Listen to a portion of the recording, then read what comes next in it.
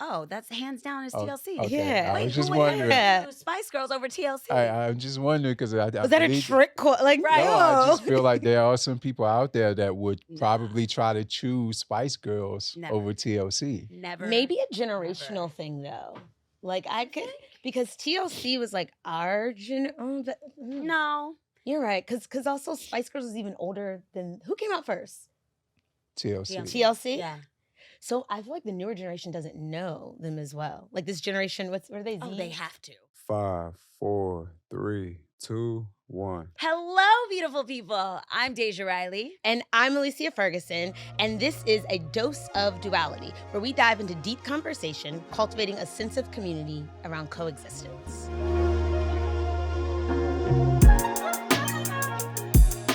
And so today, what's on your heart? You know, thank you for asking me that in that way. I feel like what's on my heart is that I am in a very good space. I feel that I'm in the right place at the right time. I feel in alignment. And I just feel good. Ooh. Like I've had like big bursts of joy just like fluttering through my body for like the past week. And this morning I like called my husband when I was in the car on my way to the studio. And I was like, babe, I'm about to cry. But like also just stop me from crying because I don't want to mess up my I'm like, and he's like, okay, but are they tears of joy? And I was like, yes, I'm so happy right now that I like was listening to music. And you know, music can do that thing to you. It like hit me at my core. I heard this one lyric and it was like, this is everything I prayed for or something like that. And I just was like, the tears welled up in my eyes. And I was like, oh my God, yes, this is everything I prayed for. Like, you know? That is special. That's really special. Because it's sometimes we're not present. Like we just keep going and going and going. And so you sitting in the gratitude of like, it's happening. Yeah. It's like all around me. Let me feel it like viscerally. Let me just like absorb it. Yeah. And I love your husband for being like, wait. Right. He was like, how do I respond right now? Like, what do I do? What do I do? Well, because he didn't want to rush to be like, well, that's good, babe. But he was like, just double checking. Yeah. Tears of joy, right? Check it in, Jimmy. You did a great job. Job well done. How are you feeling? How's your heart? Thank you. Yeah. So I'm in this course right now, life coaching, becoming a life coach. I know. Alicia, I didn't know this. I know. This is so weird, right? Because we're talking about it. It's like, no, but I love this. So, and I feel like it's just adding to my toolbox. Yeah. But one of the craziest things is the mirror is so reflected on you. Mm-hmm. And so as you're trying to help others navigate, you're just like, ooh, that's a sticky piece. And so we were just talking about this week, this idea of like your ego, your persona, and then the shadow side of things. And so the persona is like, how do you just show up? What is your like front-facing face to the world? And so we had to go through it. And I was like, well, I think most people would perceive me as like energetic and confident, like you have your like shit together. Yeah. And then the shadow side is like the parts that aren't sexy, that you don't really want the world to like see. Yeah. And so for me, I was like, which was very vulnerable. I was like, I'm always nervous. Like I doubt myself so much. And then it's this idea of trusting that things will work out. I don't trust that they'll work out all the time. And I was like, okay, I get to sit with that and be with it. Yeah. Dive into like where that came from. Yep. Yeah. And I don't know, it just made me excited at the same time because I was like, I'm doing the work. Like when people say the work, it's like I'm like active around it. Yeah. And then also when we say shadow side, I don't know, sometimes it's like, ooh. Like what is, it's like so the woo-woo. dark side. It's like, so woo-woo. It is. And I'm like, I never knew, I knew what shadow work was, but I felt like I didn't have like a good practical idea of like what that was. Yeah. And so talking through it just made it feel more accessible. Yeah. Not like this weird thing that I had to like, I don't know, like invoke in me. Like what is the shadow work side? Yeah. And now you're going to do that for other people. Like you're going to literally be able to hold up the mirror in front of so many others and show them that. Honestly, so I have a life coach and she literally saves my life on a regular basis. Yep. I love her so much. I'm going to call her today. And just give gratitude. Yeah. And just give gratitude because I think she's been a constant thread in my life for like now the past 2 years. Yeah. And it's been an interesting journey that I've been on, like progressing through, all the fertility stuff. And then also just like business and career goals and personal. And like she's helping me like navigate all of that in the present. I feel like what my therapist does is help me dig through the past. And my life coach helps me to stay in the present, even though I'm doing that work, you know? And that is like the definition. Yeah. Like you, like if you knew it or not, like that is the definition of like a therapist works in the past. Life coach is like present, moving you forward. Okay. Like you knew the distinction without like knowing the distinction. Yeah, I think I just feel it, you know? Yeah. But thanks for that clarity. I was like, did you read the same book I read? No. But I'm really excited for you. Thank you. This is amazing. Yeah. New chapter, new journeys, new things. Yes. But we have a very special guest today. We do. We have to we have a very, very special guest today. So everyone. We have, it's one of our brothers, a filmmaker. He's a storyteller. He's an actor. He's an athlete. He's a dad. He's a husband. He's also the founder of Running to Protest, the No Name Project, and Define NY Run Club. That's a lot of founder hats that he's wearing right there, right? Yep. But we are not huge fans here of telling people stories for them or like adding labels. So I'm going to toss it over to your boy Coffey to let us know who you are. Let the people know, Coffey. We're so excited to have you. Yes, we are. Well, no, first of all, thank you for having me. I really appreciate it. I mean, I feel like you said everything that I have touched within my lifespan of being here in New York, because all that occurred here since I touched down in 2000, 98, 2000, somewhere along those lines. And yeah, I can't say any more than what you have said. Okay. But that is what I used to do. Some of the things I still do. I think the one thing that's missing, which I don't speak about, that's probably why a lot of people don't know, is that I used to be the fashion editor for XXL magazine. Listen. What? People should know. Like what? Yeah, but I don't like, it's kind of like you kind of put fashion behind, and I just wanted to grow in other spaces. Yeah. And that's what I wanted to do. And I didn't want anyone to put me in a category or thinking that I'm uppity or this, that, and the third, because that can happen. Yeah. And I just wanted to be me around other people who were being them and let me figure it out, just like how I figured it out to get inside this mag. I was going to say, so I went to school for fashion merchandising. Oh. Right? So I resonate with you on that. Like my passion was just like, well, originally I went to school for corporate communications just because my family was like, no, we go to school to be like doctors or accountants or lawyers. Like you're going to go to fashion school. So I was like, let me not do that. It's like shrinking. Okay, that's not a good idea. Thank you guys. And then my mom really empowered me to be like, go do what you want. And so I went to school in New York for fashion, and I did that for a really, really long time. And so I totally resonate when you're saying when you're changing industries and moving into a new space, you're like, all right, I need to like box that, put it here so I can like have my feet planted in this industry. Yeah. But like what brought you to the fashion? What made you fall in love with fashion in the first place? It's a different story. I can't even say I fell in love with it because I didn't even go to school for fashion. I have a speech and drama degree. And it just so happened that when I came to New York, it was barely, I'm not going to say it wasn't anything to do, but when you're fresh in the trenches and you come into the #1 city in the world, you have to try to jump in and dive in and get to learn these things as quick as possible. And that's what I had to do. So I kept getting lost when I came, and I remember Union Square was like the very first place that I found. And I knew what trains to get there, so I would go there every day. And you had these cats out there saying, hey, you want a model? You want a model? And I never believed in that. And then all of a sudden, this one guy comes up to me, and he asked me if I wanted to model. And I'm like, all right, let me see how real this shit is. And it happened to be very real. And the next thing you know, I end up in like Vibe magazine, Source magazine. Yes, Vibe. Yes, Source. And then cultural pillars, okay? Right? No, but I mean as a model, and then I start getting casted by XXL, and then I was like the only one that didn't have a manager because I was fresh in the game. I didn't know that. All these other people had agencies. I didn't have that. So didn't have a cell phone because cell phones wasn't the thing back then. Yeah. So all these people would see me, and then they would ask this person, whoever that had an agency that was in this last photo shoot with me, do you know this guy? Do you know this guy? And back then, that's when I had like an afro, like braided hair whenever. Again, so I was giving them a very rough look, and they wanted to, I guess, show it as much as possible. And they came. I started doing the photo shoots, was only getting paid $150.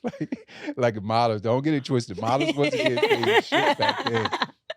So I was getting paid like $150, maybe $300, depending on who the brand was. Yeah. And then the next thing you know, I have this 99-foot billboard, Academics, if you remember that brand. Yes. In Harlem, had Sean John in California. And, and that's when I became the campaign model, and that's what started paying. But Lord forbid, I had a friend that was at XXL, and he was the assistant. And I say Lord forbid because September 11th happened. And when that happened, his boss left. She was from San Francisco. And he kept coming to me, and he was like, yo, why don't you just keep coming to XXL? Why don't you keep coming? We don't know what's going to happen. I didn't have anything to do. So I would go there. And then once I got there, that's when I was like, oh, this is pretty dope. He's getting clothes from A through Z, from everybody. Yeah. The competition was the Source Mag, Vibe Mag, Blaze, all these other, books. But it all depends on who you get to, like, grace the cover. And when she left, that was open space for me. So I practically start living in the space. And then the bosses start seeing that. And then they came. And I told them, what I paid attention. Like, they always tell you, ask questions. And I kept asking questions. Wait, what happened to such and such? Well, why is it just Smiley? You know what I'm saying? And then Smiley was like, that was my homeboy name. And he was like, yo, you got to stay here, man. Like, trust me, this is it. Stay. And then Paula Renfro, who was the lifestyle editor, she gave me this test on how to put outfits together to see if I knew what I was doing. And I passed the test, and I could already write because I was a speech and drama major. So screenwriting was nothing to me. And then me writing about fashion, I mean, you get dressed every day, man, woman, whatever you are, like, you get dressed every day. It all depends on who you are as an individual. Obviously, back then, that's when in early 2000s, clothes was much bigger than what we wearing now. You know what I'm saying? Like, the garments was a lot bigger, longer, and I knew how to put two and two together. And once I passed the test, that's when everything came around, like, I'm not going to say in full circle, but that's when everything started. And then you had this country boy who started seeing all these artists in real life where I used to just see them on TV and was like, oh, that shit ain't real. You know what I'm saying? That's TV in New York or wherever they at. But here in North Carolina, we'll watch TV and be like, whatever. Like, that's not how life really is. Yeah. And now I'm living in this, not going to say dream, but I'm living in this space now where I was the one who was critiquing it, saying it's not real. And now I'm in it, and I'm like, oh, this shit is real as ever. And that's what it was. Listen, Coffey, we already know you've got stories to tell, and you are no stranger to making your dreams into a reality. Thank you for sharing that piece with us. And before we get further into conversation, I feel like we already broke the ice, but we're going to set our intentions, right? Yes. Yeah. Yes. Let's set our intentions. What's the intention? There's so much to unpack. There's so much to unpack. I'm like, I wanted to just keep diving into the conversation, but I was like, we got to get, The high schooler in me is like so many questions. I know. Wait, what is this?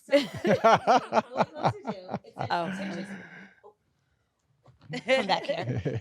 Intention cards. So we're such firm believers in just really grounding ourselves in the energy, setting our intentions for the day, and using that to like help us move powerfully forward. Okay. So I'm just going to shuffle the deck. And my request for both of you two is to just take a deep breath. You just want to like become present to the moment, become present to the energy. So maybe even like shake it out if you're feeling a little tension. A little shin. Get the shoulders, get the fingers going. Coffey's like, I'm Coffey's like, yes. I'm grounded. I'm grounded. We love that. Okay, so I'm going to roll these out, and then you'll just take one back. Okay.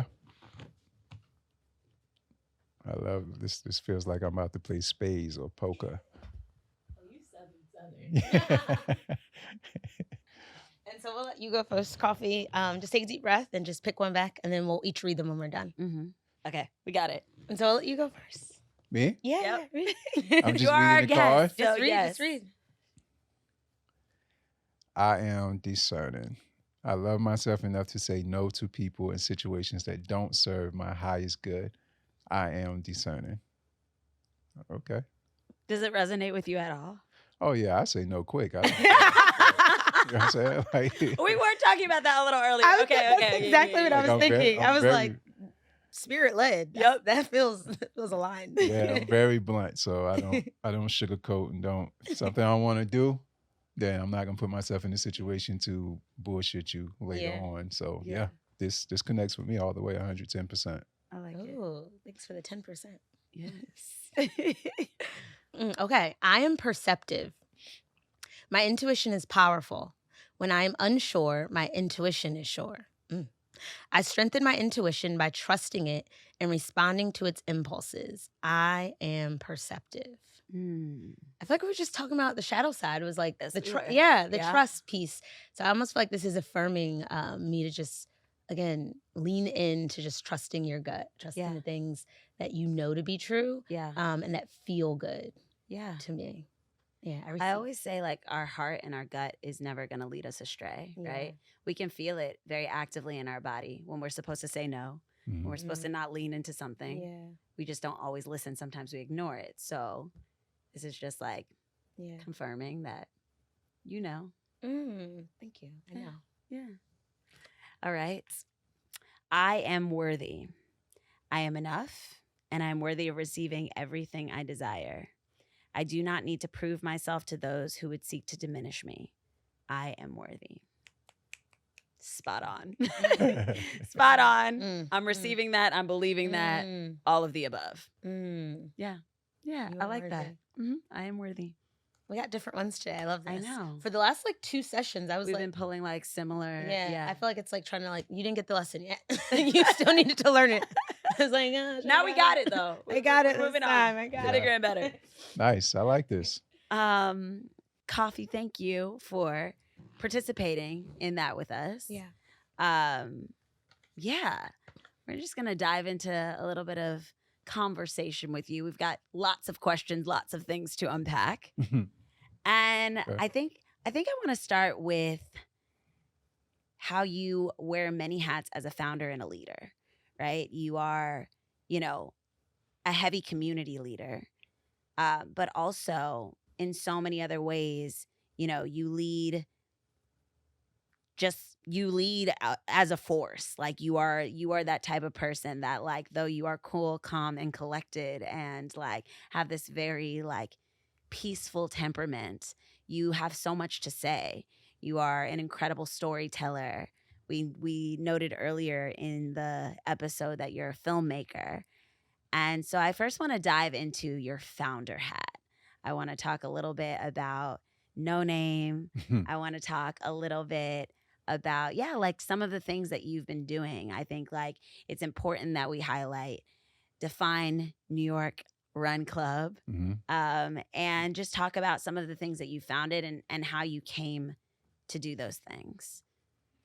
Well, no, thank you. Thank you for looking at me as a leader. I really don't even look at myself as that. I just, because I don't want to put myself above. Like I don't want to put myself above. I'm not saying it in a bad way, but I don't want to put myself above other individuals. I think what it is just that I took.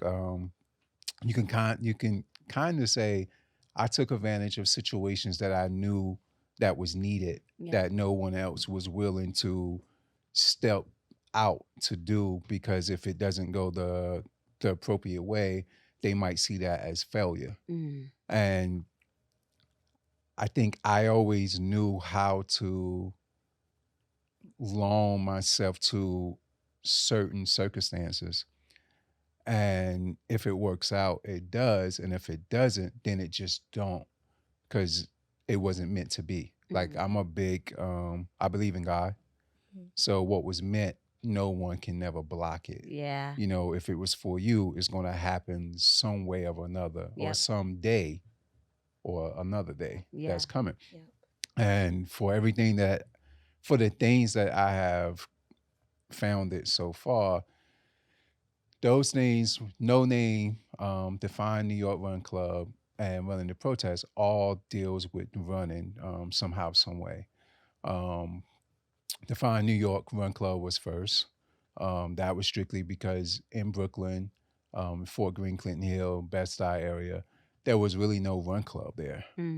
There was run clubs, you know, here in Manhattan or the Bronx or Queens. Yeah. And there might have been one or two other run clubs in Brooklyn, but it wasn't like in the area. Yeah.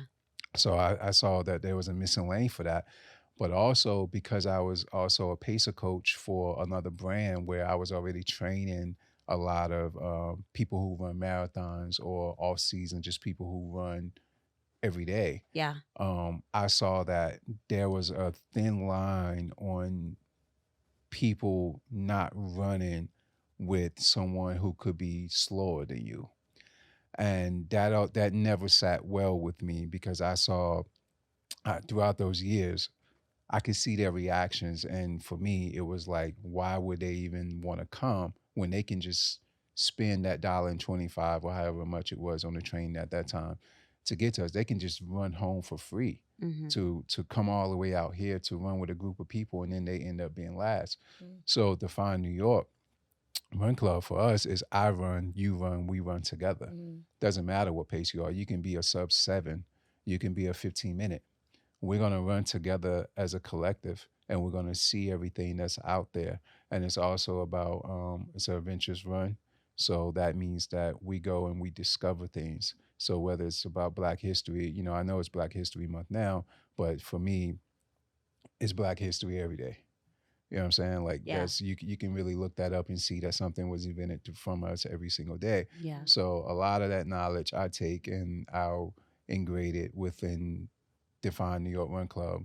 And I also like to see and know other people's passion. So Coffey won't always have to lead. So for instance, I let you lead and be like, hey, I'll hit you up like, hey, why don't you lead this Saturday? How you feel about that? Is that okay? And if so, wherever you want to go.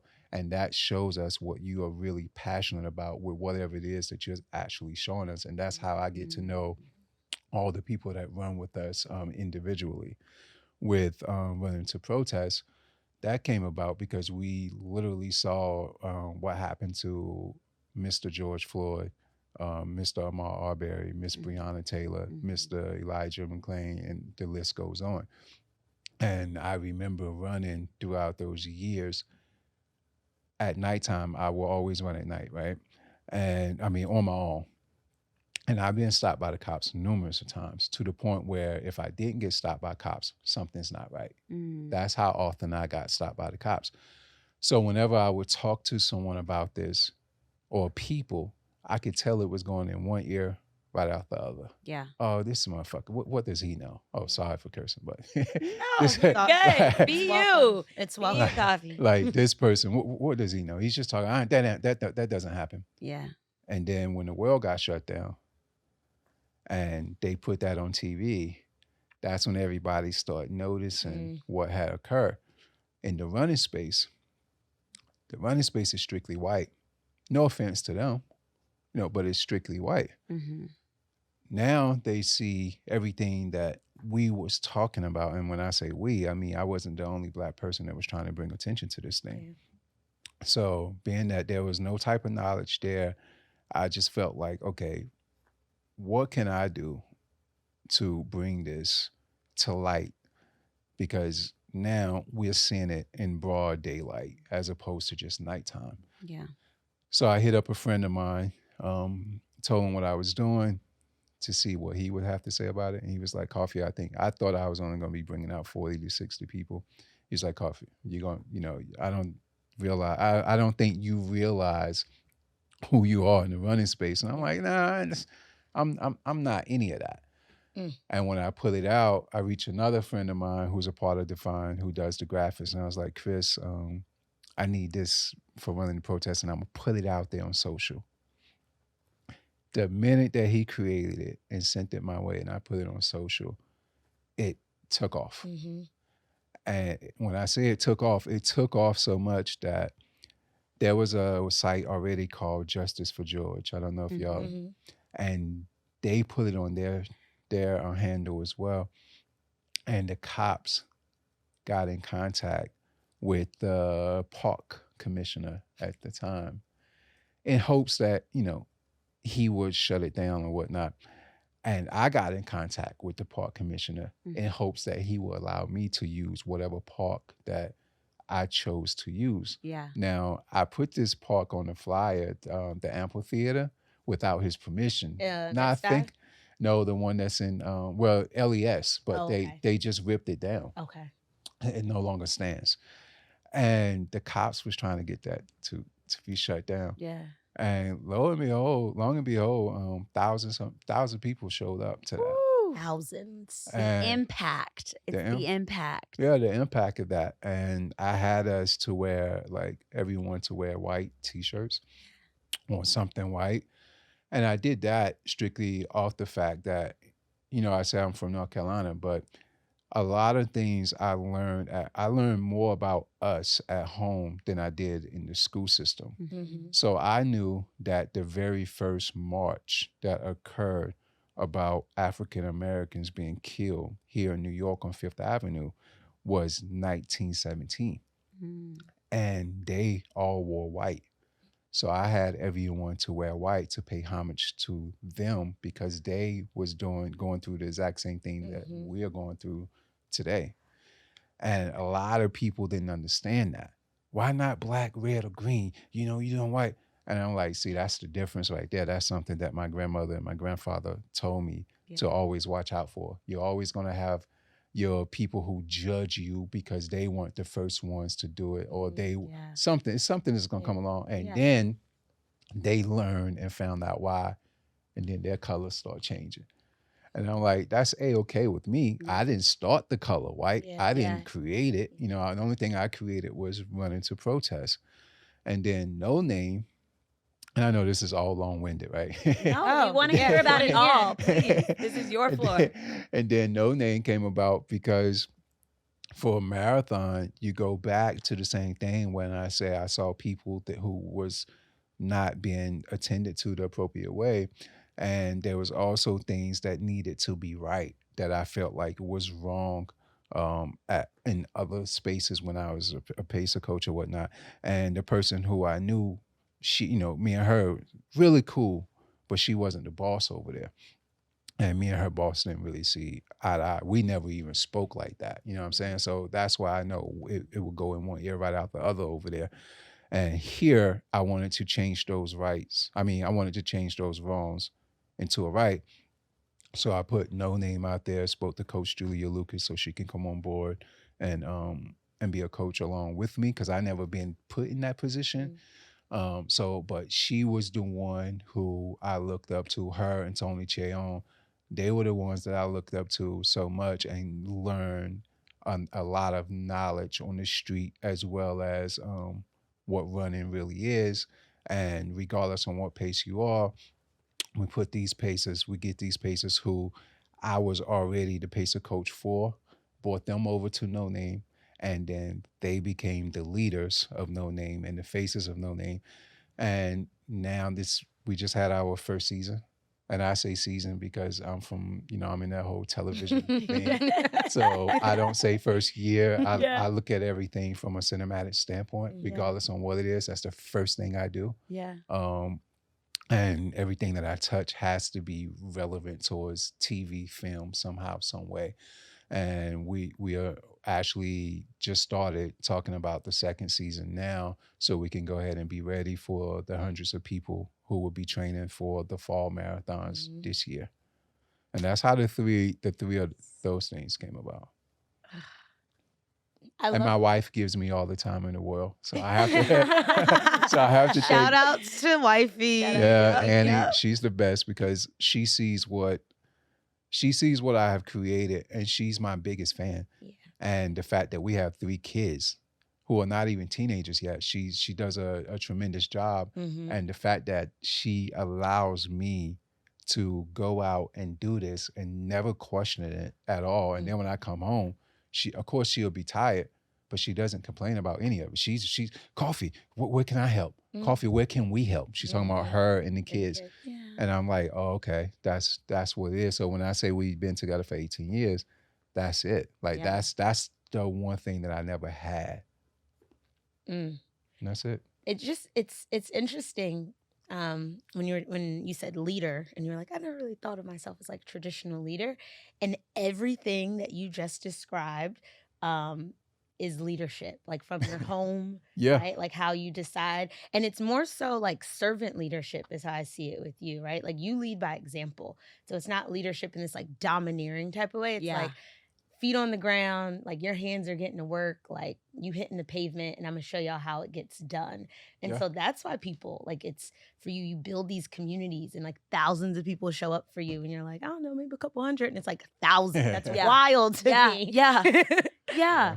I mean, I think some of the greatest leaders of all time are not dictators. They lead and hold hands with their community, right? Yeah. It's like, okay, I might be standing on the front lines. I'm not on the front lines alone. I've got this person that's supporting me. You even give credit to your wife. You're like, she supports the vision. She helps push the vision forward. Like, I think that that's so beautiful that you are like, I'm not sitting here trying to hog the spotlight. Essentially, I'm bringing all of these people with me. I'm building leaders as I continue on this journey of leadership, and that's incredible. Yeah, no, thank you. I mean, I have a team, you know what I'm saying? Like, without my team, I can't. Cheryl, Mark, Des, Victoria, Chris, Sarah, like, that's the team. They was the very first ones that came and ran with Define New York. Like, I met with them and said, okay, I think I'm gonna start a run club. And they were the very first ones. And, you know, they was absolutely in it 110%. And from there, whatever it is that I touch, running the protest, here are the same people, Cheryl, Mark, and Des, you know what I'm saying? No name, Cheryl, Mark, you know what I'm saying? Like, it's like, it's incredible. And I need them strictly because when I do come up with ideas, everything can't work. So they not yes men. Which is what I love. Like, because I've been around a lot of people who have yes men, and I'm like, yo, if you only knew you shouldn't be doing this, that, and third, that's not gonna look good. But because there's these yes men feel like, oh, I can, if I say yes, I know I can get in the club. If I say yes, I know I might can get a $5 or $10, you know what I'm saying? I don't need that. I need somebody to be straight up, honest, and blunt, and somebody that would curse me out. And that's them. Like, push back when it's needed. Like Coffey, look, I don't know if that shit is right. Or Coffey, look, like I had Cheryl Mark would call me quick to let me know I'm wrong and this, that, and the third. And we get along great, but that's what I need. Because I don't need, like, I always tell people, you can say whatever you want to say to me. Don't ever be afraid to tell me or say anything. I done been through it all. You know what I'm saying? There's nothing that's going to make me look at you any differently. It's nothing that's going to make me crack. It's nothing that's going to make me feel bad. I know who I am at the end of the day. I don't care what he or she say about me. I'm not interested in what they say around me. I'm more interested in what they would say when I'm not around. And that's what that's what defines me, whatever that person can say when I'm not in the same space with them. And these core people that I have around me, I already been there and done that, and I know what they would say, and I know what I say about them as I'm doing now. Not strictly because it's a podcast or because it's been filmed. It's just the truth. And I'm just very blunt in everything that I do because there's no room for me to lie and then forget the lie months later and end up telling you something different in the future. I don't want to be seen as that. So that's how all that came about. But that's also like you being another mark of like a great leader is like your humility and being able to like receive feedback and not take it personal. Right? Or people who are like supporting you and your team. You're not like hierarchical, like period. Rules here, we doing this, like that's it. You're like, oh, that was wrong, or that's not a smart move, or like we should shift or we should navigate. Like sometimes it's hard, like when it's like when it's like within a team and everyone plays a different role, but you are spearheading it for you to receive that from other people. Yeah. It's in the collaboration. Yeah. A huge part of it is you touching on the fact that like you want honesty, you want authenticity, you want to speak your truth, and you want to hear other people speak theirs. Yeah. And that's a really admirable quality. And we're going to dig a little bit more into that right after this commercial break. Many may already know that it's an athletic and footwear brand built for run, train, yoga, and so much more. But what they may not know, and we can attest to as proud Lululemon ambassadors, is that it's a brand that puts people before product. Yeah. And as creators, we dream real big. And so Lululemon has really championed and supported us, honestly, every step of the way. And so whether it's creating an intimate poetry show or training for the New York Marathon, soon to come, or whether the vision is to create a 2-day interactive wellness festival for Black History Month, or this podcast, which is amplifying 2 of its Black ambassadors and many others, Lululemon has really partnered with us to help build our dreams. And so we just want to say thank you and sending so much love to our Lulu team. You are back with A Dose of Duality, and we are with our special guest, Coffey. So Coffey, you mentioned that you see everything in this like beautiful, like cinematic way, right? Because that's like a part of your background and your training in school. Yeah. But you also, one of the other hats that you wear is director. You go behind. Were we not going to touch on this? Don't be modest. We are going to touch on Are we not going to touch on this? And so recently I just saw that you worked on a project with Masterclass and the Cornel West. What was that like? Tell us about the project. Did you just feel smarter in his presence? Like, what was that? What was that? No, so I have great friends, Steven Garcia and Jeff Caligari, who have compelling pictures. And Steven Garcia, who was directing that, called me up and wanted me to be a part of this masterclass with Dr. Cornel West, and either co-directed with him, be the lead producer, whatever that may be. And I'm like, okay, that's cool. Like I'm 110% in. Like I'm down for sure. And when I met Dr. Cornel West, it was dope. Like you're talking about some elements of like I like to pick up on things and see what I can add to my repertoire. And what I noticed from Dr. Cornel West, the minute that I met him, we're the same as far as introducing ourselves. But there was one thing that he kept doing where I was like, oh, that's dope. He kept opening the doors for everyone. He would be the last person, regardless on who it is. And that's such an old school thing where it reminded me of my grandparents. And I was like, oh, I need to start doing that as well. Like, cause I'm an older Black man now, but I'm seeing someone on a whole totally different level do this for strangers, where his wife walks through, I walk through. Regardless on who you are, you're gonna walk through as if he's the security blanket. He's gonna make sure that you get through these doors A-okay, because that's the generation that he's from. The Reverend Dr. Martin Luther King, the Muhammad Ali, the Malcolm X eras. He was in those spaces. Yeah. And while talking to him, we had a one-on-one conversation for Masterclass. I was the one that was interviewing him, like, how you all doing me now? And I was like, I felt like I was a student. Like everything that I asked him, I knew that he would answer the questions. And I also knew that he was going to overlap and answer like 3 or 4 questions from this one question. And that was the beauty of it. And then to me, I've always, before I even met him, I've always said that me and a couple other people, you can look at Dr. Cornel West and you see how his hand gestures, it's like a rapper. And the best hand gesture guy in the game to me was always Redman. And he reminded me of Redman because every time he talks, he doesn't just speaks from his mouth. His hand speaks for him as well. And I admire that so much. I'm somewhat similar, but not as much as he is. And for someone to be on that level that he's on, I felt like, oh my God, like this is something that I wish I could have a conversation with my grandparents, because they would be stoked, because I had to talk about him, I think in high school. We're talking about high school. And of course, Malcolm X and everyone else. But he was one, and at times at growing up, I would be like, why when I have to do a research paper in school, I have to do one about our ancestors as well. Didn't understand it.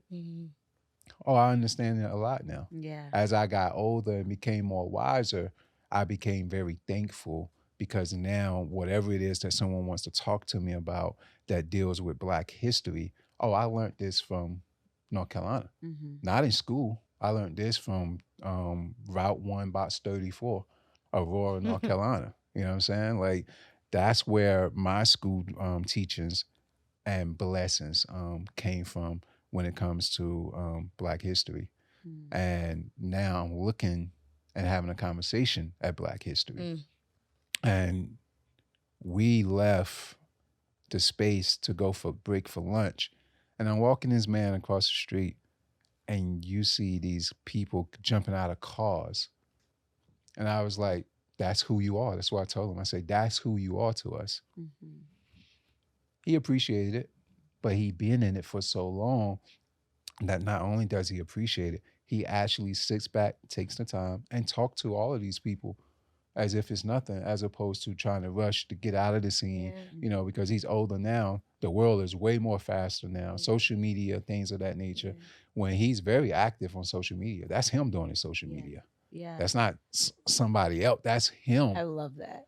That's doing his social media. So to me, that was a great experience.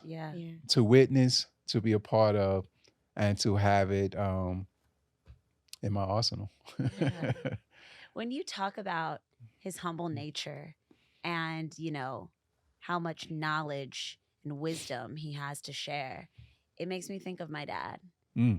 Like, being around him, if anybody's ever been around him and seen, like, you know, fans come out or like move towards him or get so excited to see him. I can recall so many times when I was a little girl and we'd be like in the mall or something, and these people would like run up to him, like pandemonium, like run up to him, and my dad would stop.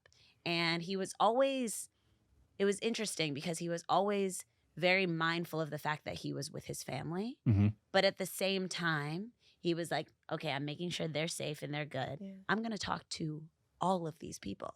And so we would be in the mall sometimes for like hours. Not just shopping. Like, my dad was signing autographs, like touching people's straws. Like, it just was so, I mean, but as you talk about, you know, one of our like ancestors, pioneers that you got to be in the presence of, one of the greats, it reminds me of like that same temperament that my dad also carries. And I think that there's something to be said about that. But I think we, as creating history in real time, which I believe that we all three are, I think that that is something that we have to take on and embody. And I think that is, you know, to me, very commendable that he would stand, and he doesn't have to open the door for anybody. He's already, beyond the physical and the spiritual, opened so many doors for so many people. He doesn't have to touch another door, okay? But he chooses to.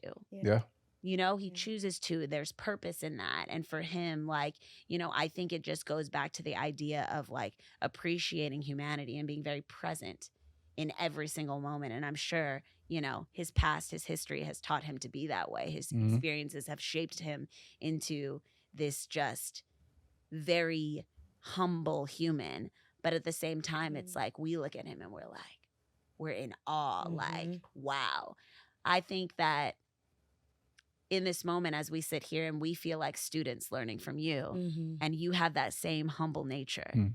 Like, you might not see it, we see it, so we're gonna give you your flowers. Thank you. We sit here before you, and I'm like, I'm so eager to learn. Like, what else is Coffey gonna tell us? Like, the mantle's been lit though. Like the mantle. So like as you were like speaking about him, this and so because I feel like we'll get this analogy. Hopefully we all get this analogy.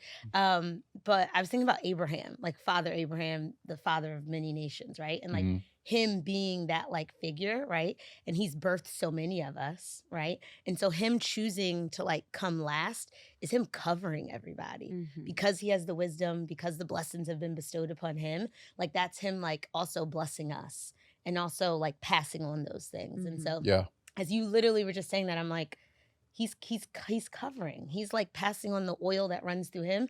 Like he's passing it on to everyone else. And so when I say like lighting the mantle, like he's empowering all of you guys that get to sit in his presence to be like, no, like in my older age, it doesn't stop, right? Like it continues. And so, he could sit there and be like, everyone give me all the praise, but he's still active. Yeah. He's showing y'all how to still be active, right? He is, of course. No, that's who we want to learn from, especially with mannerisms.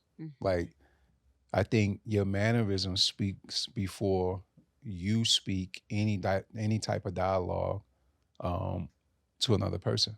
Like I can easily come in the room and you too will be able to dictate who I am without me having to say anything, depending on my aura and how I carry myself when I walk through those doors. And that's what I realized, that he is the exact same way. And that's how I try to be. Like, I don't want to come in a space I don't want to come into a space with bad energy unless there's bad energy that needs to be served. You know, like like for family, I go all out. For friends, I go all out. But for anything else, no, a conversation can be had. And just as much good that's within me to a certain extent, don't get it twisted. Listen. You know what I'm saying? Like, speak on it. Like, that's just the thing. Like, I'm the type where, if I'm gonna be honest, I'm the type where I can be afraid of myself if things don't go the right way, and not the right way in like, oh, Coffey gonna explode because no. Meaning, if you do something that you have no business doing to my kids or my wife or anything like that, and then it comes across my attention and you're not trying to correct it, and I have to be the one to correct it, then that might not be a A-OK day for you. Not speaking, from a conversation standpoint. It'll start off as a conversation. Hopefully it ends as a conversation. But that's just where I come from. Like, if we're speaking of the older generation, my grandparents is who raised me, along with my mom and my aunts and my uncles and all them, right? But my grandfather comes from the generation of an eye for an eye. If they touch you, first don't start it. But if they touch you, you make sure that they can't touch anybody else. That's how it's been for my entire life. And where I'm from it's racist now. Where I'm from was racist from day one. So we always had to be careful on where we went in this small town. We're talking about a town with 500 people. The population today for where I'm from is 520 people. Today. Wow. Dirt roads. I'm from the dirt road, and it's still a dirt road. Like, they pave like a little bit of it, but it's still the dirt roads. We don't have stopping lights. You have a flashing light and stop signs. That's where I'm from. There's no grocery stores, no any of that. They took all that away. So imagine this small town where everybody knows everybody. There's racism within that. And the class that I graduated with was only 32 people. Want to hear something interesting in that? Please. About that? I was the class president. Were you really? I believe that Not though. That's not surprising Yeah, I'm at not all. surprised. No. But here's the thing, though. I was the class president when I shouldn't have been. The whole thing of me being the class president, I ran for president because it was a joke and it was for fun. It was a bet that was on the basketball team. Okay. And I somehow messed up and won and didn't do anything that a president supposed to do. And still to this day, like, I get hit up. Hey, when is the class reunion? I'm like, y'all better hit up the vice. The treasurer and the secretary, something. Like, I'm all the way in New York. I'm not, like, I passed this on years ago, and we still haven't had one. That's amazing. But I think after that mistake in college, I learned that, whoa, that was a huge mistake that I should not have played around with, because other people were having class reunions and my class hasn't had one yet. And then we all of a sudden had a class reunion with multiple, like if you graduated between, I think it was like 92, I think it was like 92 to 96. Then they all came together. And I actually went to that. But as I'm older, I'm like, damn, that was my mistake. Because there was someone who wanted to be the class president and she cried when she didn't get it. But young Coffey didn't care and didn't understand that at the time. And now, older Coffey, look at what I'm doing. It's kind of like being a president to a certain extent. Yeah. But that's because I'm smarter and wiser now than I ever have been than what I once was. So I apologized to her when I saw her in person. You did? Yeah, I apologized to her because she, rightfully so, she earned the spot. She was very smart. Yeah. Did you make her honorary now? Is that an option? Well, pass it on to her? Well, I don't, she moved from Aurora too, so I don't. She's like, I'm down now. That was years ago. But no, she was thankful for the apology because I just thought that it was needed. It was necessary now that I saw what the world has to offer, and the dumb Coffey back then should have understood that instead of just doing it because all these jocks, Coffey, you should do it. You know, you might win. But nah, I know I win. Like, we was just being playful. Yeah. And next thing you know, they on the intercom and the senior class president. Yeah. Like, who? And they said my name, and I'm like, oh, this ain't gonna go. The only thing we did, which I'm sure y'all probably did too in your schools, I don't know if this was a thing, but there was a senior skip day. Yes. Oh, yes. That's the only thing we did. Yes. That was it. You led that. I led that. Organized. Yeah. We're going to Moorhead Beach. And that's it. That's the only thing we did, yo. And I resent that. I'm just like, oh my God, that was terrible. That was horrible. You have this natural gifting to just like rally community and to like enroll people in whatever vision that you cast forth. So even from like high school, even you're joking, that's still a vision. You're like, maybe I'll casually toss this around. And it's like, boom, look what happens. And I think you said it earlier, like you're a master at like manifesting like things into your life. And so like it's just kind of hearing your whole story. It's been vision and then boom, and fearlessly walking into things. Like I love that, like it almost seems like your leadership style is like, I don't need to know all the answers. I'm gonna just step up. I'm gonna say yes. Yeah, if it's there, I mean, if you want to do something, you got to do it. Can't nobody else do it for you. And like I mentioned earlier, if it's meant for you to do it, God will make that way for it to happen. Yeah. And it's really nothing to be afraid of. You can be sad that it didn't go your way, but there's a bigger thing that's beyond it on the reason why it probably didn't go the way that you thought it should have. And that's how I live my life. And I like giving things, like everything that I do, if I can provide whatever it is that you give to me, I would like to do the exact same thing for other people who are not in the same space. Yeah. You know what I'm saying? That's me being giving away things has always been something that makes my day greater. Cause I don't need it. Yeah. Like I done been there, done that. Yeah. Been blessed on numerous occasions. Yeah. Still today, thank God. And I think the beauty of that is because I'm not one that want to provide for people. Like if it's sneakers, if it's clothes, if it's whatever it may be, I like seeing others get the exact same privilege that I somehow have or can get. Yeah. That's what makes my day go better. A smile on their face. I can put a smile on my face at any given time. I'm not saying that I don't have bad and sad days. I do. But then I have kids to take that the sadness out because I have to be a father. And whether like Cruz is one of the twins, funny as ever. Fun, like when I say funny, I mean funny as ever. And he doesn't try to be. Yeah. But he's funny because he reminds me of the things that I used to do. And some of the things that I know that I should be telling him no to, I can't say no because I did it. Yeah. And that's why it's funny because I'm like, oh my God, he's doing exactly what. It's just a big mirror right in Yeah. front of you. Right. Just like. And I just let him go. And he has all the energy in the world. And I'm like, oh, that used to be me. But now I'd rather sit down until I have to run. Yeah. You know, so watching them cruise London and Phoenix, just watching them grow is a great smile to me. Before I had kids, I thought, I was like, oh man, New York is everything. New York is better with as much as it's going on in New York and as nightlife, this, that, and the third.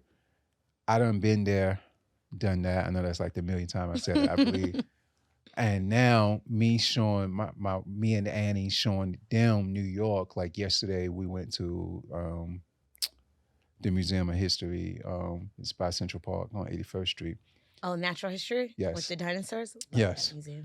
And this boy can name every dinosaur. And that's what I didn't have. The knowledge that they have today is what I didn't have back then.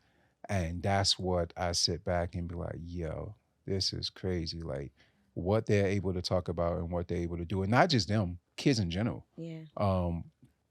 They so ahead of their time. Yeah. And that's the beauty of New York for me now in the space that I'm in, as opposed to trying to put myself in a position where all this is mine. Yeah. No, I want to share. Yeah. If I'm able to share, then that's when I can say all that is mine, but to myself, not to them saying that they're mine. What I gave them is mine, because whoever I provide for, whoever I give to, they can tell you, the first thing that I tell them is, this didn't come from me. Like, you got this on your own. It didn't come from me, because I don't want them to think that, one, they owe me. You don't owe me shit. Like, nobody owes me anything. And that's one of the greatest feelings in the world, to give and not wanting to receive it back. I don't loan money, I give. Because why, if you're in a hole now and I loan you the money and I'm expecting it back, when you give it back, you're going to be in a hole again. So why not just give it to you? If I got it, give it to you. And if that can help you, then if you think you have to pay me back, then do so to someone else. What I just provided, do that with somebody else that's going to come to you without any type of emotions. And the only emotion you should have is understanding. And that's how I rock in life. And I'm not Mr. Goody Two Shoes, because like I said, there's another side. But it takes a lot to get to that side. And the side that I love is the side that's sitting here with you all today. And I rarely see the other side of Coffey. And what I do like is the good days and the good moments, like what I'm having with you all, and the things that I get to create with Jackie. Who's I don't use this. I always say awesome is such a white word. So Jackie would laugh at that. Yeah, Jackie would laugh at that. but who is dope? That's the word for me. That's dope to me is awesome. But she's dope, and and we've been knowing each other for years, and the things that I have created, I have to take I away and say that we have created, because Jackie is the one who signed, defined to we're powered by Lululemon. Jackie is the one who took No Name. When I start talking to her about No Name, she's the one who built it from ground up. Jackie is the one who I did running the protest with Power Malou. I don't know if y'all know who Power Malou is, No, but we don't. Give me. Yes, I was all on you it. know, all on it. Give me. Listen, educate me. Power Malou is This like feet on the ground in New yes, York. still right now. Like very much like what and working a lot with the immigrant population that's coming into the city, Yep. Yeah. which is you see it on the news and it's cute, right? But like he's there and no one's there. Like actively like contributing and like gathering resources and really like galvanizing people. And so when I saw that you were partnered with him, because I didn't even know that originally. Oh yeah. Like, I was just, Me and Power like brothers, like same kind of background from in the industry. But Power is on a greater level than I am. And that's where, you have to be blunt and with yourself. And for running the protest, Power and I co-founded that. And I knew he was the right person for me to go to because, like you said, he's been having his foot on the ground before I even moved to New York. And even now, today, the migrants, the immigrants that are coming, that's being bussed up, that's Power.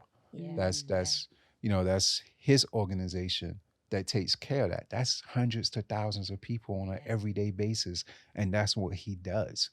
And I look up to him. Every conversation, like we box together, we'll wait till shout out to Joy, who's the owner of Overthrow, who lets us be in the gym when it's closed. We're gonna have to come and box together. We're gonna have to box together. My best friend also boxes at Overthrow. Sydney Oh, Miller. Sydney, yeah. That's my girl. Sid, Yeah, for that's my sure. best friend, and then also her boyfriend Santana. Yeah, Santana, Oh man, So Santana, powerhouse. So these are people who I train with. Dope. And Reggie over there. But we get the gift to be there and box when no one else is there. So we have these long conversations. And the same way I was with Dr. Cornel West is the exact same way I'm with Power. He has the exact same type of presence when he's around you. And when you talk about mannerisms, oh my God. Like I learned at such a late age. This guy has been that way since day one. And again, I go back to what do I need to add to my repertoire? Well, he's part of it too. So I take these different pieces from different people and add it to who I am, and not stealing from them, but it's just the right thing to do to know how to go about life. And that's where Power comes in at. And if I have any issues or problems, Power is one of the first ones that I would call and be like, hey, look, what do you think about this, that, and the third? And he'll break it down to me and he'll be honest, whether I'm right or whether I'm wrong. And again, that's what I said 10, 15 minutes ago. That's what I need. I don't need the yes men. I need the people who will be honest, like, no, Coffey, no, hell no. Okay, that sounds cool. No, that ain't cool at all. So that's beautiful. I mean, Coffey, honestly, like we've sat here, we've had such a full conversation about all the things that you do, but you're in the business of giving people their flowers. You're in the business of uplifting people. And for me, I think that is the strongest quality of leadership. The fact that you're not sitting here like, well, let me sit back with my crown on. Let me claim my throne. I did. Right. I did that. Yeah. But, I think that humble nature that we talked about with Dr. Cornel West and also with you and that gift and ability to see the passion in others and pull that out of them, right? And you just being so observant of other people and how they've gotten to where they've gotten has like been such a key part of your journey. And I admire that. I think that's a quality that I want to pull from you. You keep talking about other people's mannerisms and other people's energy. And I'm like, I'm reading your energy right now. I'm studying all that is Coffey and really just pulling from that. But thank you for giving us that gift. Thank you for sitting with us and making time and space for us to educate us, to uplift us, to inspire and motivate us. That is what you walk in. You're so grounded in that truth. And yeah, I just wanted to say thank you. I'm grateful. Yeah. No, thank you too for reaching out and seeing if I would be a part of it. Yeah. There's just so much wisdom. Like that's right. That's what I keep it's getting. A little bit. It's a little Not bit. a little bit. Not a little bit. But even how you were saying, like you kind of like pick and choose and you put this all into a blender of like mannerisms and like advice and wisdom, and like that in itself is wisdom, like walking in other people's wisdom and like their advice that they've kind of handed you and seeing how things have navigated, as opposed to like sometimes we can be headstrong. It's like, I know it's right. I'm like, I go out and bump my head 10 times. We don't always got to bump our heads 10 times. Right. Sometimes, but not all the time. So I love that you just acknowledge like all the people though that you, because you're not taking, you're acknowledging like where it came from, the origins of all these things that like make coffee who coffee is today. Yeah. That's what it is. I mean, the different ingredients, it's just like food when we talked about earlier. Yeah. Like the ingredients that can make it spicy or the ingredients that can make it sweet. Yeah. Which side would you rather be on? And how spicy do you want to be or how sweet do you want to be? And both of those things can mean the exact same thing, because if you're a sweet person, then your mannerisms are going to come off great. But if you're a spicy person, but you're being blunt behind it, it's going to come off great, because truthfully, a person will identify and be thankful to the person who is being truthful, as opposed to telling a lie just to get by, when 99% of the time, women know when you're lying anyway. That grandmother put me that ain't the truth, point. Right? Like my grandmother put me on to that. Like that was early on when you start dating. You're dating in high school. All right, let me tell you right now, you're gonna do something wrong. Own it. Yeah. Because you knew it was wrong before you did it. Yeah. So if it's that incredible for you to go out and do it, then you have to let her know why you did it. And maybe she need to step up her game. Like, these are the things that she would tell me, but then she will also say, but I doubt it. You just did it because you're greedy. And what man isn't? That's what she What's Grandma's name? I like her. Yes. No, her name was Dorothy Coffey, but people call her Mama Dot. Mama Dot? Mama Dot. Because she was everybody's, like, small town. Yeah. But everybody knew her. Yes. And she made sure that everybody knew her. And she was a sweet lady, very sweet lady. Community lady. Would go to Florida with the church. She was a missionary.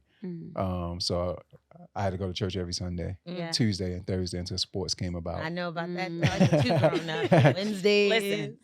Friday. We've talked about this. We've been down this road. Yeah. When the other kids were having Halloween, I was at Harvest Fest. Yes. At church. Absolutely. I mean, yeah. Yep. But I'm grateful for it. It laid the foundation for the life that I live, Yes. and I wouldn't have it any other way. Yeah. And as you talk about Mama Dot, I think about my grandma Mildred, such an incredible woman, always in the kitchen. That was her spot. Yeah. Nobody touched my grandma's kitchen. That was her spot. But I think about some of the greatest advice that she gave me. She would always say, look beyond the faults and see the need. And as we're having this conversation, I feel like, with the people within your community, the people that you pull in, I think you are constantly like an example of that, like seeing the need, seeing where there might be a void. Even when you talked about how you started your run club and seeing that, there was that missing lane, that nobody was doing it in this place, but it was needed.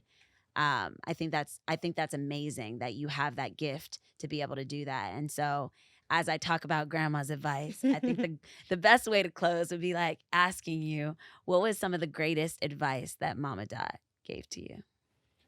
Oh,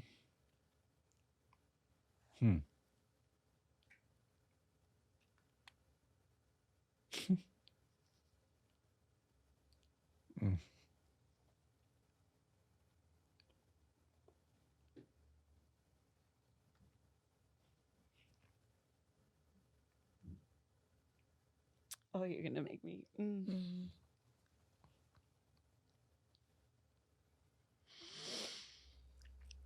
It's simple too, but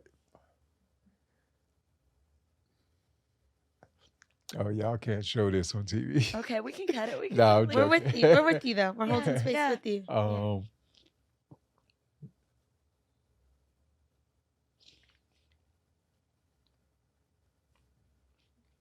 I gotta say this term. Don't put all your eggs in.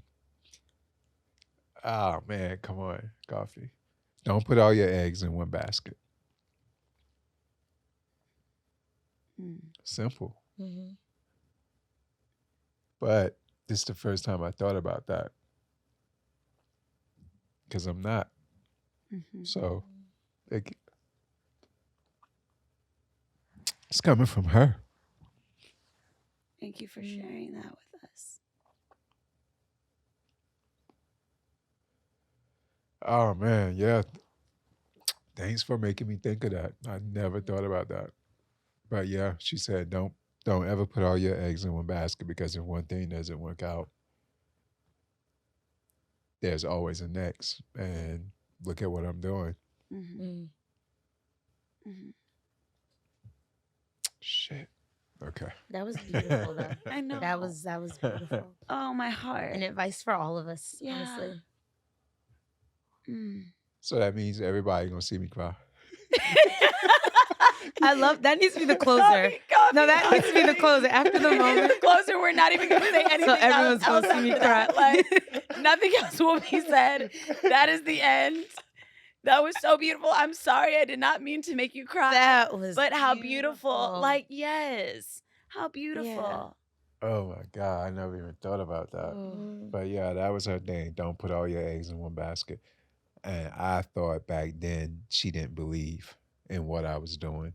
And no, that wasn't it at all. I guess she knew. She always knew. Yeah. And always believed in you. All right, great question. Well, Coffey, honestly, even if that piece of advice was tucked in your subconscious, you lived out exactly what she instilled in you. Yeah. Yeah, I never thought about that though. Literally, no lie. I never thought about that until you just said that. Yeah. And I guess it resonated with me as an underline in my life without even realizing it until now. So great question. Way to get that out of me. Love to you, Mom and Dad. Much love. Oh, Coffey, thank you. No, we thank love you. This has just love been you all such too. a fulfilling conversation. Yeah. There was so much wisdom packed into it, so much revelation even too, and just also seeing like our reflection, seeing my reflection, seeing your reflection, and like how we're navigating and how we're moving, and just like the space for growth as well from my end. And I'll speak for you. Yeah, too, right? yeah. As we become, I second that. Yeah, as we're like showing up in the spaces and just how to treat people, right? How to create space so everyone feels like welcome, so things are accessible. I think that's your level of hospitality. We haven't brought up the word, but like I feel like there's hospitality in everything that you've done. Like these communities that you're creating, like that's hospitality. Which almost makes me think back to your Southern roots. Yeah. Yeah, I'm a country boy. Yeah. That's Southern for sure. hospitality. Yeah. Listen. I would never say I'm from the city. Like everybody that comes across, like, yo, you from it? Nah, I'm a country boy. Yeah.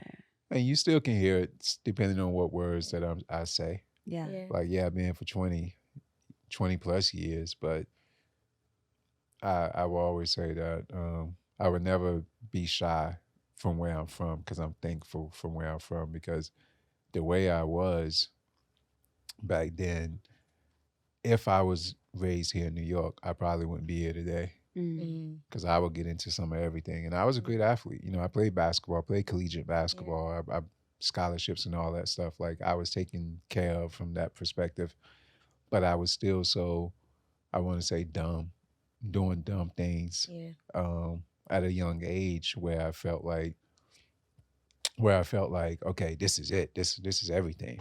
You know, if my uncle just did it, then I can do it. Yeah. When I know I have no business doing it whatsoever. Yeah. And somehow I got away. You know, I got away from a lot of things that I should not have done. Not anything that, you know, that was bad across the board, but just some things that I know I shouldn't have, places that I shouldn't have been in, crews that I know I shouldn't have been hanging around, and just getting into stuff where I know for a fact that if my kid was to do that today, it would be a major problem. And I'm just different. I look at the world totally different, wiser, being wise with everything that I touch. Yeah. And it shows. It really shows. Sad I cried, man. We appreciate you. Listen, it's not an L. That's not an L. That's really, honestly, such a win. Like, I think that I would be remiss to say, seeing a Black man sit here in front of us and not be ashamed to release that emotion and to show that emotion, it's going to be so impactful. I already know. I'm like, I honestly, like, I am such an empath, but I'm a woman, so it's like that's common, right, for women. But I think that we're living in a day and age and a time where men are taught to stuff things down, suppress these emotions that are very real for them. And I think, like, you know, acknowledging what coexistence is. You are a man that has many qualities, a man that has many emotions, a man that has worn many hats.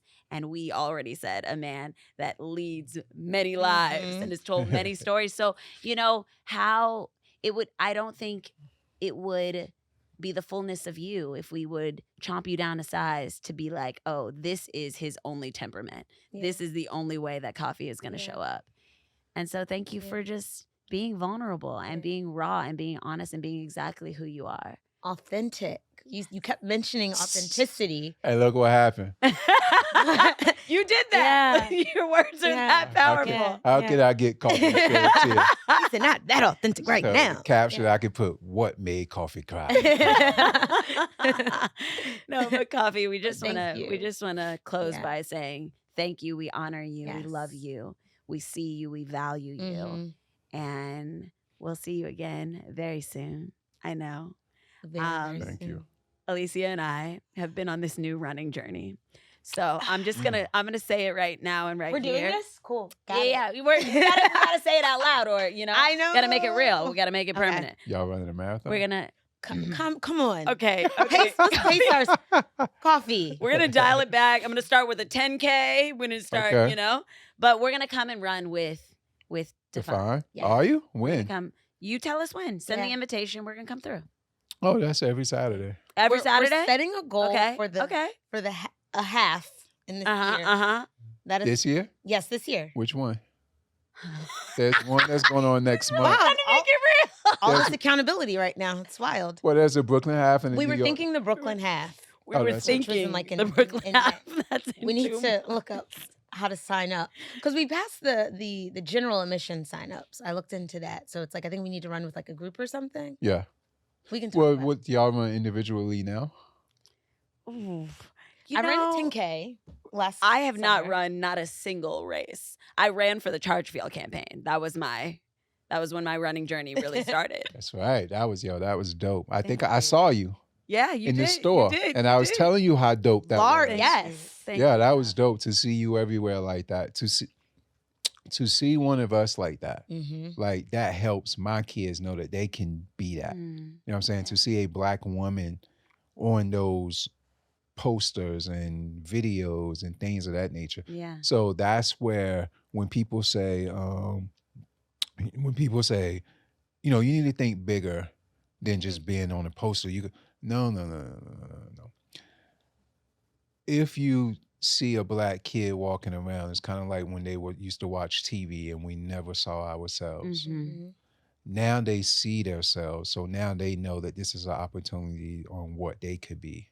So as many ads, as many posters, as many videos that you can do, that's through Lululemon, or whatever, whoever else that may come.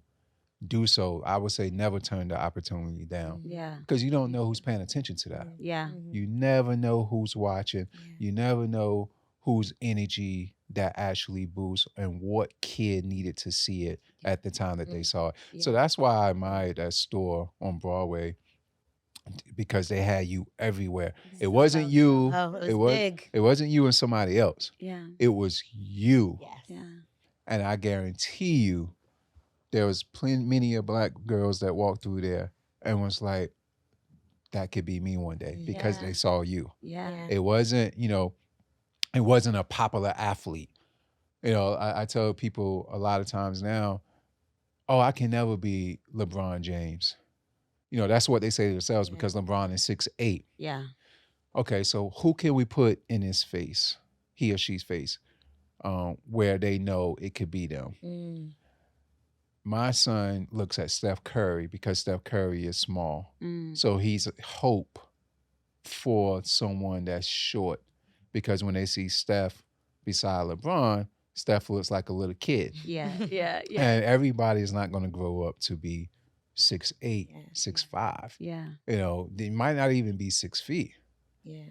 But seeing us can change us Yeah. Yeah. on how we think and how we grow into the different spaces. Yeah. Yeah.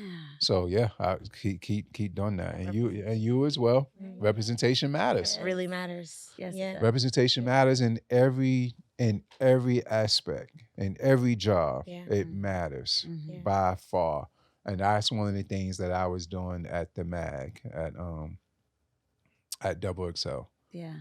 Like, you can be this huge brand, but guess what? Behind these huge brands that advertise 10,000, 50,000, the advertising, if it's a full fledged page, that could be $1 million depending on what brand you are. Mm-hmm. So what did that do for the mom and pop advertisers, or the mom and pop apparel groups that couldn't afford it? So if you came to me and I found something that I like, I didn't care that this big brand was advertising, and now you're trying to force me to put this piece of clothing in the fashion story or on the cover. I didn't care about that. What I cared about was, who could I help so they can get the same type of response that this big advertiser has, but they have to be ready to have that order, because supply and demand is real. Yeah. And I did that for a lot of us. And some prevail and some didn't, because the order became too big. Yeah. And this was way before social media. Yeah. But that's what I was doing, and that's who I served in these magazines. So when you see a piece of clothing, yes, I will put it with an advertising piece, but I'm not just going to not do for us because they can't afford this, but yet they have a vision, and their clothes is just as dope as this big ass brand. But we weren't given the same opportunities. Yeah. So they don't have $1 million behind them. They don't even have $10,000 behind them. Yeah. But what they have is this dope ass sweater, the shirt, or the pants. And that's how I would alter and create these fashion stories, by using half and half. And that grew until these kids start buying in these brands that nobody knew about, but they did have a website, and they did have clothes that they could have a pop-up and sell. And now again, like I said, some of them prevail. So now they have $1 million behind them. But this started like 20 years ago. Yeah. Representation matters. And that's where I mattered at, because I was in charge of being the face, not the face, but the person behind closed doors, to be able to provide for us in those type of spaces. Yeah. And I would have to go sit with the publisher on why this, why that. I didn't care about that because I can answer that. And although he disagreed 9 times out of 10, he saw the greatness that came out of it. Every issue that came out per month. Yeah. So representation matters. So y'all keep doing that. And full circle. No, it totally was full circle. All the way came back around. Yeah. We appreciate you. We could sit on this couch and talk for hours and hours. We might just need to run it back. I mean, yeah, you're gonna come back for our part 2. We're inviting you. As long as you don't make me cry again. We can't guarantee it. I want to see the questions before. Nah, I'm joking. Well, friends, this has been your daily dose. Your daily dose. Your weekly dose. Your weekly dose of duality. Until next time, stay blessed, and we can't wait to see you. Wait, can I add something before y'all cut off? Yeah. Can I add one thing? Yeah. So what I get is that you are going to run a marathon within the next year or 2. We're cutting this out. Words are powerful and they mean things, Coffey. So if I'm here to tell you all that not this year, but we can start running this year. Okay. To train you to run a marathon. I like that. Next year. Okay. Which can be New York Marathon, being that you both are in New York. Let New York be your first one. So monumental. And I will get you in the marathon if you tell me now that we have a deal on air. Not this year. Next year. 2024, November, the first Sunday of November, that you will commit to doing a 16-week program. Okay. With no name. Yes. To run the marathon. Absolutely. Okay. Commitment made. It's a deal. Like, absolutely. Y'all hear that, right? Am I nervous? Absolutely. Y'all hear that, right? Am I nervous? Okay. Absolutely. Okay, cool. There we go. Right, we got it. There we go. Listen, now it's officially a wrap. All right. You've been tuning in. Don't edit this out. Exclusives here. We won't. This has been your weekly dose of duality. I'm Deja Riley. And I'm Alicia Ferguson. And apparently we're running a marathon in 2024. Listen, you heard it here first. We love y'all. Mwah. No real end goal. You're not like framing it. It's just like for fun. Yeah. Go take a pottery class, girl. Go walk around the block. Go record shopping. But like I start building that in my just like routines and structures. And it's helped me be more grounded. Yeah. And just more confident. And just like more compassionate to myself. Which is like, I needed that. So anyway, so these cards, hence why I like Palo Santo. Like I come into spaces and I'm like, how can I like ground myself, right? Because I can't adjust everything, but what are the things that I could really like hold on to that help me like get present? And so my intention cards and my Palo Santo. I love also. And a prayer. And listen, we always hanging on a prayer. We always hanging on a prayer.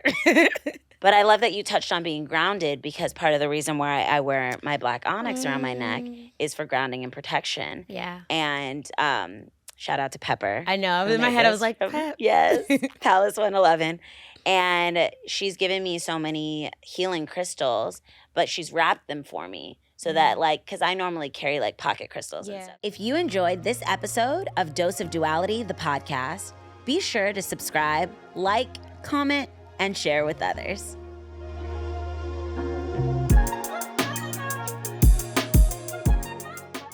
That was smooth. I'm so excited though, but very nervous.